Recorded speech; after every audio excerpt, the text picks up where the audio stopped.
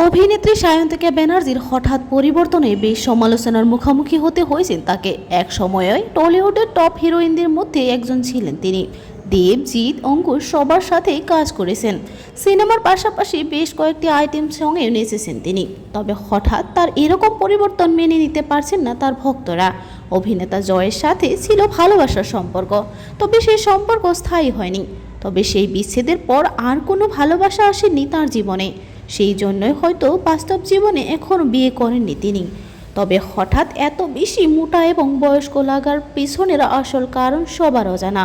তবে অনেকেই আন্দাজ করেছেন হয়তো তিনি কোনো শারীরিক জটিলতায় ভুগছেন, তাই হঠাৎ করে এত বেশি শারীরিক পরিবর্তন হয়েছে তিনার। তবে আপনাদের কি মনে হয় কমেন্টে জানাবেন। কে কে চায় সায়ন্তিকা আবারও ফিট হয়ে কাজে ফিরুক, কমেন্টে জানাবেন। ভিডিওটি ভালো লাগলে অবশ্যই লাইক, কমেন্ট, শেয়ার এবং সাবস্ক্রাইব দিয়ে পাশে থাকবেন।